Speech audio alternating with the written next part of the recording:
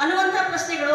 ಕವಿಗೆ ಒಂದು ಕವಿತೆ ಹುಟ್ಟಬೇಕಾದ್ರೆ ಕೇವಲ ಭಾವೋನ್ಮಾದದಲ್ಲಿ ಅಷ್ಟೇ ಹುಟ್ಟಿ ಅಥವಾ ಭಾವೋತ್ಕಟದಲ್ಲಿ ನಾವು ಕವಿತೆಗಳನ್ನು ಬರೀತೀವಿ ಅನ್ನುವಂಥದ್ದು ಅಷ್ಟೇ ಇಲ್ಲ, ಅದರ ಹಿಂದಿರ್ತಕ್ಕಂಥ ಓದು, ಅದರ ಹಿಂದಿರ್ತಕ್ಕಂಥ ಅಧ್ಯಯನ ಆ ಕವಿತೆಯನ್ನು ಬಹಳ ಗಟ್ಟಿಯಾಗಿ ಕಟ್ಟಿಕೊಡ್ಲಿಕ್ಕೆ ಸಾಧ್ಯ ಆಗ್ತದೆ ಅಂತ. ಆ ಹಿನ್ನೆಲೆಯಲ್ಲಿ ಓದು ಅನ್ನುವಂಥದ್ದು ಬಹಳ ಮುಖ್ಯವಾಗಿ ಬೇಕು. ಇವತ್ತು ಲಕ್ಷಗಟ್ಟಲೆ ಕವಿತೆಗಳು ಬರ್ತವೆ, ಯಾಕೆ ನಿಲ್ತಾ ಇಲ್ಲ ಅಂದ್ರೆ ಈ ಕಾರಣಕ್ಕೆ ನಿಲ್ತಾ ಇಲ್ಲ ಅಂತ ನಾನು ಅನ್ಕೊಂಡಿದ್ದೇನೆ. ಅಂದ್ರೆ ಅಲ್ಲಿ ಬದುಕಿನ ಅನುಭವಗಳು, ಕೇವಲ ಅನುಭವಗಳಷ್ಟೇ ಇದ್ರೆ ಸಾಕ ಅಥವಾ ಸ್ವಾನುಭವಗಳು ಸಹ ಬೇಕಾ, ಈ ಪ್ರಶ್ನೆಗಳು ಸಹ ಅಷ್ಟೇ ಮುಖ್ಯವಾದಂಥದ್ದು ಅಂತ. ಯಾಕೆ ಅಂದ್ರೆ ಇವತ್ತು ಸರ್ ಕವಿತೆಯನ್ನು ಓದಿದ್ರು, ದೇಶಪಾಂಡೆ ಸರ್ ಅಂತ ಅನ್ಕೊಳ್ತೇನೆ, ಗಾಂಧಿ ಮತ್ತು ತಾಯಿಯ ಬಗ್ಗೆ ಪದ್ಯವನ್ನು ಓದಿದ್ರು. ಅಲ್ಲಿ ಗಾಂಧಿಯನ್ನ ಗಟ್ಟಿ ಕೊಡುವಂತಹ ಕ್ರಮ ಇದೆಯಲ್ಲ, ಅದು ಸ್ವಾನುಭವಕ್ಕೆ ಬಂದಂಥದ್ದು ಮತ್ತು ಅನುಭವಕ್ಕೆ ಬಂದಂತಹ ಕ್ರಮಗಳನ್ನ ಅವರು ಯಾವುದೇ ಒಂದು ಚೀಟಿ ನೋಡ್ಲಾರ್ದೆ, ಯಾವುದೇ ಒಂದು ಹಾಳೆ ನೋಡ್ಲಾರ್ದೆ ಓದಿದಂಥದ್ದು. ಅಂದ್ರೆ ಕವಿತೆಗಳಿಗೆ ಬೇಕಾಗ್ತಕ್ಕಂಥದ್ದು ಅದೇ. ನಿಜವಾಗೂ ಕವಿತೆಗಳು ಅದು ಒಕ್ಕಳದ ಕವಿತೆ, ಅದು ಕರುಳಿನ ಕವಿತೆ ಆಗಿರ್ಬೇಕು ಅಂತ. ಬರಗೂರು ರಾಮಚಂದ್ರಪ್ಪ ಅವರು ಒಂದು ಮಾತು ಹೇಳ್ತಾರೆ, ಕಾವ್ಯಕ್ಕೆ ಕರುಳಿರಬೇಕು ಅಂತ. ಕಾವ್ಯಕ್ಕೆ ಕರುಳಿದ್ದಾಗ ಮಾತ್ರ ಕವಿತೆ ಯಾವ ಕಾಲಕ್ಕೂ ಸಹ ನಿಲ್ಲಲಿಕ್ಕೆ ಸಾಧ್ಯ ಆಗುತ್ತೆ, ಮತ್ತೆ ಅದು ಕರುಳು ಬಳ್ಳಿಯಾಗಿ ಹಬ್ಬಲಿಕ್ಕೆ ಸಾಧ್ಯ ಆಗುತ್ತೆ ಅಂತ. ಆ ಹಿನ್ನೆಲೆಯಲ್ಲಿ ಕವಿತೆಗೆ ಬೇಕು ಏನು ಅಂತಂದ್ರೆ ಸಾರ್ವತ್ರಿಕತೆ ಎಲ್ಲಿ ಬರುತ್ತೆ ಅಂತಂದ್ರೆ ಅದು ಸಾರ್ವತ್ರಿಕ ಗುಣವನ್ನು ಹೊಂದಿದಾಗ ಮತ್ತು ಸರ್ವರಿಗೂ ವೇದ್ಯವಾದಾಗ. ಎಲ್ಲರೂ ನೀವು ಅಂದುಕೊಂಡಂತೆ ನಾನಿಲ್ಲ ಅಂದಾಗ ನನಗೂ ಸಹಿತ ಅದು ನನ್ನದೇ ಕವಿತೆ ಅಂತಂದಾಗ ಆ ಕವಿತೆ ಉಳಿಲಿಕ್ಕೆ ಸಾಧ್ಯ ಆಗ್ತದೆ ಅಂತ. ಆ ಹಿನ್ನೆಲೆಯಲ್ಲಿ ಇವತ್ತು ವರ್ತಮಾನದಲ್ಲಿ ಬರ್ತಕ್ಕಂಥ ಯುವಜನರು ಇಂಥ ಒಂದು ರಚನೆಗಳ ಮತ್ತು ರಚನೆಯ ಹಿಂದೆ ಇರಬಹುದಾದಂಥ ಈ ಎಲ್ಲ ಸಂಗತಿಗಳನ್ನ ಒಂದಷ್ಟು ನೋಡ್ಕೊಳ್ಬೇಕು ಅಂತ ನನಗನ್ಸುತ್ತೆ. ಹಾಗೆ ಇಲ್ಲಿ ನಾವು ಅನೇಕ ಬದುಕಿನ ಬಗೆಗೆ ಕಟ್ಟಿಕೊಡುವಂತಹ ಕ್ರಮದ ಹಿನ್ನೆಲೆಯಲ್ಲಿಯೇ ಸಹಿತ ನಾವು ಕಟ್ಟುವಂತ ಕನಸುಗಳು ಹೇಗಿರ್ಬೇಕು, ಕಟ್ಟುವಂತ ಕನಸುಗಳು ವಾಸ್ತವದ ನೆಲೆಗಟ್ಟಿರ್ಬೇಕು ಅಥವಾ ವರ್ಣನಾತ್ಮಕವಾಗಿರ್ಬೇಕು ಅಂತ. ಈ ಹಿಂದೆ ಬರೀ ಕವಿತೆಗಳಲ್ಲಿ ಹೆಣ್ಣನ್ನ ವರ್ಣಿಸಿರೋದು ಮಾತ್ರ ಇದೆ. ಇಲ್ಲೊಂದು ಯಾವುದೋ ಕವಿತೆಯನ್ನ ನಾನು ನೋಡಿದೆ. ಏನು ಅಂದ್ರೆ ಕವಿತೆಯಲ್ಲಿ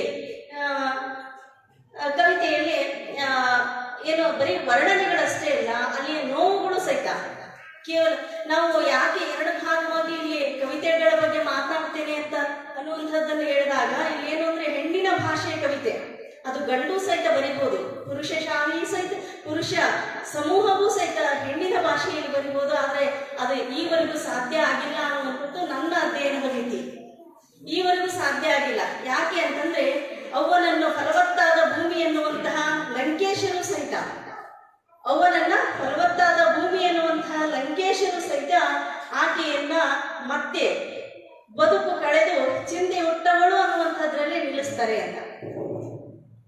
ಬದುಕಿನಲ್ಲಿ ಚಿಂತೆಯನ್ನ ಹುಟ್ಟವಳು ಅಂತ ಅನ್ನುವಲ್ಲಿ ನಿಲ್ಲಿಸುವಂತಹದ್ದಿದೆಯಲ್ಲ, ಆ ಅವ್ವ ನಮ್ಗೆ ಬೇಕಾಗಿಲ್ಲ.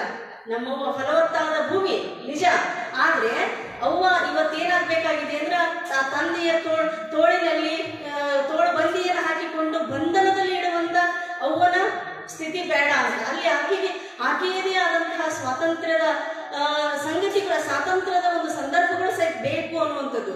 ಅಂದ್ರೆ ಇವತ್ತು ಅವ್ವನನ್ನ ಫಲವತ್ತಾದ ಭೂಮಿ ಅಂತ ಹೇಳ್ತಾರೆ, ಅವ್ವನನ್ನ ಅಲ್ಲಿ ಆಕೆಯ ಸಂಕಷ್ಟಗಳನ್ನು ಹೇಳ್ತಾರೆ, ಆಕೆಯ ಸಣ್ಣತನಗಳ ಬಗ್ಗೆಯೂ ಸಹಿತ ಆ ಕವಿತೆ ಹೇಳುತ್ತೆ. ಆದ್ರೆ ಅಲ್ಲಿ ಸಣ್ಣತನಗಳ ಆಚೆಯೂ ಸಹಿತ ಆಕೆ ಒಂದು ಹೆಣ್ಣು ಅನ್ನುವಂಥದ್ದನ್ನ ಅಲ್ಲಿ ಹೇಳ್ಬೇಕಾಗಿದೆ. ಹಾಗೆ ನಿಸಾರ್ ಅಹಮದ್ ಅವರ ಕವಿತೆಗಳಲ್ಲಿ ನಾವು ನೋಡಿದ್ವಿ, ಅಮ್ಮ ಆಚಾರ ಮತ್ತು ನಾನು ಅನ್ನುವಂಥ ಕವಿತೆಯಲ್ಲಿ ಅದು ಎಷ್ಟು ಮಾಡರ್ನ್ ಆಗಿ ಕವಿತೆ ಹೋಗುತ್ತೆ ಅಂದ್ರೆ ಆ ರಚನೆಗೊಳ್ತಾ ಹೋಗಿ ಕೊನೆಗೆ ಏನಾಗುತ್ತೆ ಅಂದ್ರೆ ಅಲ್ಲಿ ಮತ್ತೆ ಸ್ಥಾಪಿತ ಮೌಲ್ಯಗಳನ್ನೇ ಮತ್ತೆ ಉಡುವಂತೆ ಮಾಡ್ತಕ್ಕಂಥದ್ದು ಇದೆಯಲ್ಲ, ಇದು ನಮ್ಮ ಕಾವ್ಯದಲ್ಲಿ ಬದಲಾವಣೆಯನ್ನ ಬಯಸಿದೆ. ಇವತ್ತಿನ ಕಾವ್ಯ ಸಂದರ್ಭ ಬದಲಾವಣೆಯನ್ನ ಬಯಸ್ತಾ ಇದೆ. ಆ ಕಾಲ ಸಂದರ್ಭಕ್ಕೆ ಅದು ಆ ಕವಿ ಆ ಎಲ್ಲವನ್ನ ಏನದು ತೋಳು ಇಲ್ಲದೆ ಇರ್ತಕ್ಕಂಥ ಕುಪ್ಪಸವನ್ನು ಉಡುವುದಾಗಿರ್ಬೋದು, ಆಕೆ ಲಿಪ್ಟಿಕ್ ಹಚ್ಚೋದಾಗಿರ್ಬೋದು, ಆಕೆ ಚಪ್ಪಲಿಗಳ ಎತ್ತರದ ಚಪ್ಪಲಿಗಳನ್ನು ಹಾಕೋದಾಗಿರ್ಬೋದು, ಇವೆಲ್ಲವೂ ಸಹಿತ ಆಧುನಿಕತೆಯ ಪರಿಣಾಮಗಳನ್ನ ಹೇಳ್ತಾ ಅಲ್ಲಿ ಹೆಣ್ಣಿಗೆ ಅದು ಯಾಕೆ ಅದನ್ನ ಈ ಸಮಾಜ ಕೊಡ್ತಾ ಇಲ್ಲ ಅನ್ನುವಂಥದ್ದನ್ನ ಅದು ಅಪರೋಕ್ಷವಾಗಿ ಆ ಕವಿತೆ ಹೇಳ್ತಾ ಹೋಗುತ್ತೆ ಅನ್ನುವಂಥದ್ದು. ಈ ಹಿನ್ನೆಲೆಯಲ್ಲಿ ಕವಿತೆಗೆ ಅಲ್ಲಿ ಆ ಮಿತಿಯನ್ನ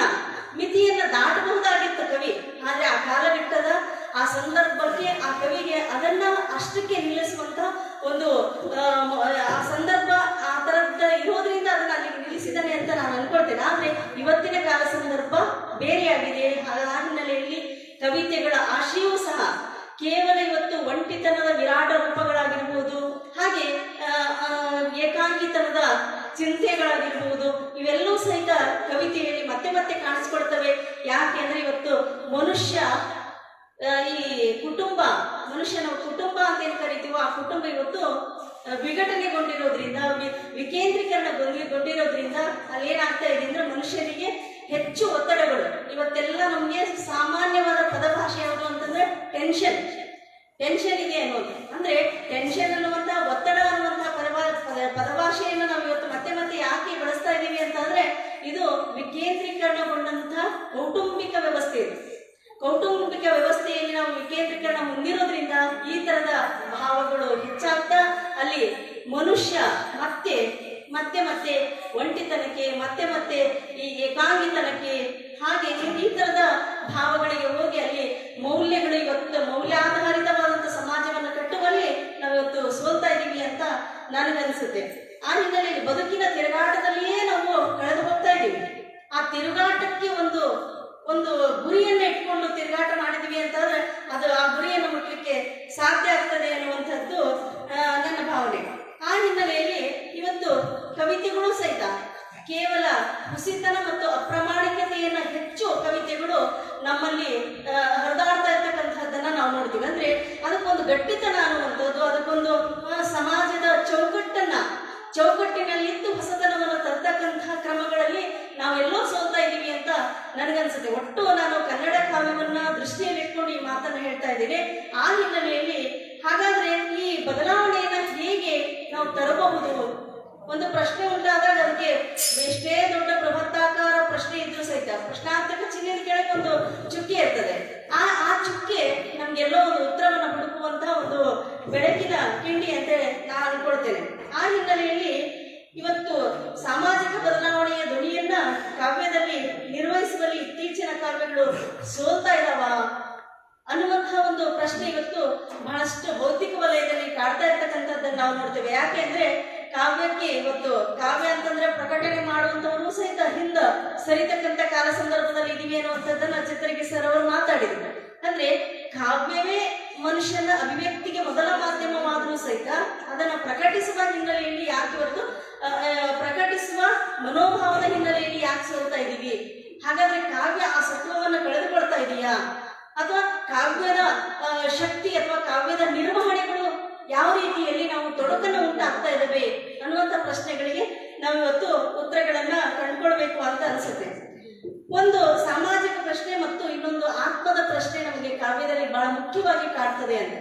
ಒಂದು ಸಾಮಾಜಿಕ ಪ್ರಶ್ನೆ, ಸಾಮಾಜಿಕವಾಗಿ ನಾವು ನೋಡುವಂತಹ ಈ ಸಾಮಾಜಿಕ ದಂಗುಗಳಾಗಿರ್ಬೋದು, ಸಮಾಜದಲ್ಲಿ ನಡೀತಕ್ಕಂಥ ಸಂಘರ್ಷಗಳಾಗಿರ್ಬೋದು, ಅದು ಜಾತಿಯ ಸಂಘರ್ಷ ಇರ್ಬೋದು, ಧರ್ಮದ ಸಂಘರ್ಷಗಳಿರ್ಬೋದು, ಅಥವಾ ಮತ ಸಂಘರ್ಷಗಳಿರ್ಬೋದು, ಈ ಎಲ್ಲ ಸಂಘರ್ಷಗಳ ಸಂಕಟಗಳೇನಿದ್ದಾವೆ ಆ ಸಂಕಟಗಳನ್ನ ಮತ್ತೆ ವ್ಯಕ್ತಿಗತವಾದಂತ ಆತ್ಮಶೋಧ, ಒಳಲೋಕದ ಪ್ರಶ್ನೆಗಳನ್ನ ಹೇಗೆ ನಾವು ನಿರ್ವಹಿಸ್ತಾ ಇದ್ದೀವಿ ಅನ್ನುವಂಥದ್ದು ಬಹಳ ಮುಖ್ಯವಾದಂತ ಪ್ರಶ್ನೆ. ನಮ್ಮ ಕನ್ನಡ ಒಟ್ಟು ಕಾವ್ಯಗಳಲ್ಲಿ ಈ ತರದ ಪ್ರಶ್ನೆಗಳನ್ನ ನಾವು ಹಾಕೊಳ್ಬೇಕಾದಂತಹದ್ದು ಬಹಳ ಮುಖ್ಯವಾದಂಥದ್ದು ಅಂತ ನಾನು ಅನ್ಕೊಳ್ತೇನೆ. ಆ ಹಿನ್ನೆಲೆಯಲ್ಲಿ ನಮ್ಮ ಈ ಹುಡುಕಾಟಗಳೆಲ್ಲವೂ ಸಹಿತ ಕಾವ್ಯ ಅಂತಂದ್ರೆ ಅದೇ. ಕಾವ್ಯ ಅಂತಂದ್ರೆ ನನ್ಗನ್ಸೋದಂದ್ರೆ ನನ್ನ ಒಳಲೋಕದ ಪಯಣದಲ್ಲಿ ನಾನು ಕಾಣದೇ ಇರ್ತಕ್ಕಂಥ, ನನಗೆ ದಕ್ಕದೇ ಇರ್ತಕ್ಕಂತಹದ್ದನ್ನ ನಾನು ಕಾವ್ಯದಲ್ಲಿ ಅಭಿವ್ಯಕ್ತಿಸಿ ಕಾಣುವಂತಹ ಒಂದು ಕ್ರಮ. ಆ ಹಿನ್ನೆಲೆಯಲ್ಲಿ ಯಾವುದನ್ನ ನಾವು ಇವತ್ತು ದಕ್ಕಿಸಿಕೊಳ್ಳುವಂತಹ ನಿಟ್ಟಿನಲ್ಲಿ ಸಾಗ್ತಾ ಇದ್ದೇವೆ. ಈ ಎಲ್ಲ ಪ್ರಶ್ನೆಗಳು ಯಾಕೆ ಅಂದ್ರೆ ಇವತ್ತು ಬರಹಗಾರರು ಇಂಥ ಪ್ರಶ್ನೆಗಳನ್ನ ಹಾಕಿಕೊಂಡು ಅದಕ್ಕೆ ಉತ್ತರ ಹುಡುಕುವಲ್ಲಿ ಅವರ ರಚನೆಗಳು ರಚಿತಗೊಂಡ್ರೆ ಇಲ್ಲಿ ಏನೋ ಒಂದಿಷ್ಟು ಸಮಾಜಕ್ಕೆ ಅಥವಾ ಒಟ್ಟು ಆತ್ಮ ಒಳಲೋಕದ ಪಯಣ ಆಗಿರ್ಬೋದು ಅಥವಾ ಆತ್ಮಶೋಧದ ನೆಲೆಗಳಾಗಿರ್ಬೋದು, ಈ ಎಲ್ಲವುಗಳನ್ನ ನಾವು ಸ್ಪಷ್ಟವಾಗಿ ಕಂಡುಕೊಳ್ಳಲಿಕ್ಕೆ ಸಾಧ್ಯ ಆಗ್ತದೆ ಅನ್ನುವಂಥದ್ದು ನನ್ನ ಅಭಿವ್ಯಕ್ತಿ. ಹಾಗೆ ಒಬ್ಬ ಕವಿ ಏಕಕಾಲಕ್ಕೆ ಒಳಲೋಕವನ್ನ ಮತ್ತು ಹೊರಲೋಕವನ್ನ ನಿರ್ವಹಿಸುವಂತಹ ಬಗೆ ಇದೆಯಲ್ಲ, ಅದು ಇವತ್ತು ಯಾವ ಬಗೆಯಲ್ಲಿದೆ? ಒಳಲೋಕದ ಪಯಣವನ್ನ ಮತ್ತು ಹೊರಲೋಕದ ಗ್ರಹಿಕೆಗಳನ್ನ ಯಾವ ರೀತಿ ಇವತ್ತು ನಾವು ಗ್ರಹಿಸ್ತಾ ಇದ್ದೀವಿ? ಹಾಗಾದ್ರೆ ಗ್ರಹಿಸ್ತಾ ಇರುವಂತಹ ನಿಟ್ಟಿನಲ್ಲಿ ಅದು ಆಕ್ರಮಣದ ಸ್ಥಿತಿಯನ್ನ ತಲುಪ್ತಾ ಇದೆಯಾ? ಈ ಮಾತನ್ನು ಯಾಕೆ ಹೇಳ್ತಾ ಇದ್ದೀನಿ ಅಂತಂದ್ರೆ, ಇತ್ತೀಚೆಗೆ ಕರ್ನಾಟಕ ಲೇಖಕಿಯರ ಸಂಘದಲ್ಲಿ ಕವಿಗೋಷ್ಠಿ ಮಾಡಿದಂತ ಸಂದರ್ಭದಲ್ಲಿ ಅನೇಕರು ಹೆಣ್ಣು ಮಕ್ಕಳ ಕವಿತೆಗಳನ್ನ ಟ್ರೋಲ್ ಮಾಡಿರ್ತಕ್ಕಂತಹದ್ದಿದೆ.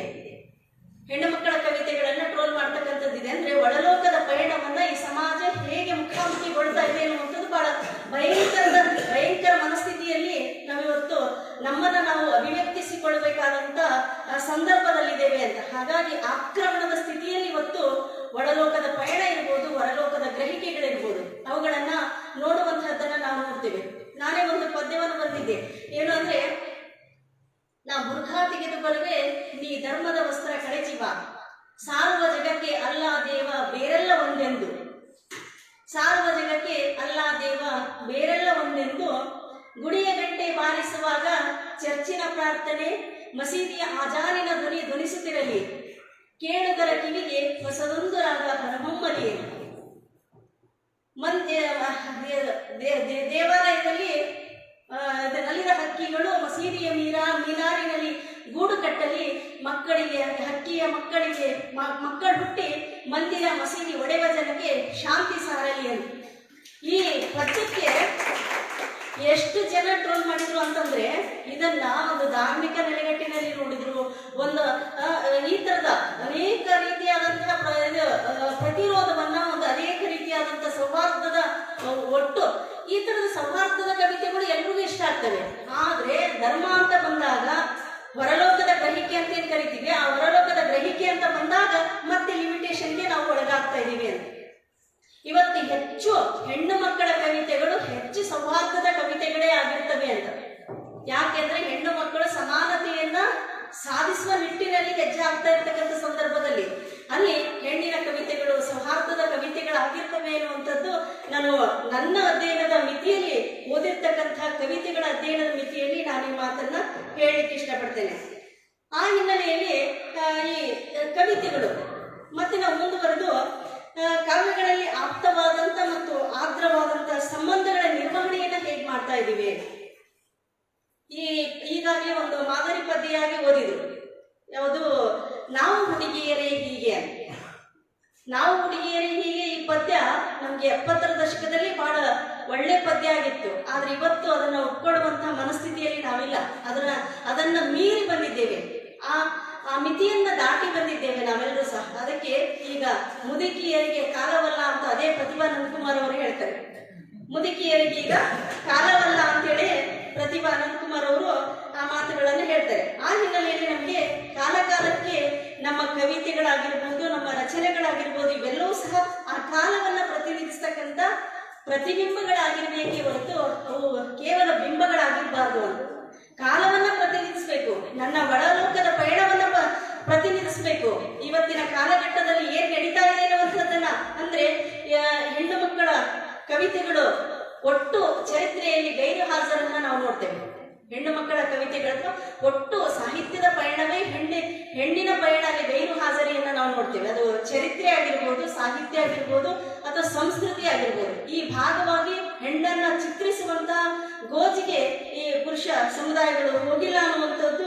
ಹಾಗಾಗಿ ಇವತ್ತು ಏನಾಗ್ತಾ ಇದೆ ಅಂತಂದ್ರೆ, ಇವತ್ತು ಸಮಾನವಾದಂತಹ ನೆಲೆಗಟ್ಟಿನಲ್ಲಿ ಸಮಾನವಾಗಿ ನಾವು ನಿಮ್ಮೊಟ್ಟಿಗೆ ನಾವು ಸಾಕ್ತೀವಿ ಅನ್ನುವಂತಹ ನೆಲೆಯಲ್ಲಿ ಏನಾಗ್ತಾ ಇದೆ ಅಂದ್ರೆ ಸಂಘರ್ಷಗಳು ಉಂಟಾಗ್ತಾ ಇದ್ದಾವೆ ಅಂತ. ಸಂಘರ್ಷಗಳು ಉಂಟಾಗ್ತಾ ಇದ್ದಾವೆ. ನನಗೆ ಈ ಸಂಘರ್ಷಗಳು ಹೇಗೆ ಉಂಟಾಗ್ತವೆ ಅಂತಂದ್ರೆ, ಇಲ್ಲಿ ಕಾವ್ಯ, ಹೆಣ್ಣಿನ ಕಾವ್ಯ ಮತ್ತು ಗಂಡಿನ ಕಾವ್ಯ ಅಂತ ಕನ್ನಡ ಕಾವ್ಯಲೋಕದಲ್ಲಿ ಇಲ್ಲ. ಆದ್ರೆ ಹೆಣ್ಣಿನ ಪರಿಭಾಷೆಯ ಕಾವ್ಯವೇ ಬೇರೆ, ಗಂಡು ಬರೆಯುವಂತ ಪರಿಭಾಷೆಯ ಕಾವ್ಯವೇ ಬೇರೆ.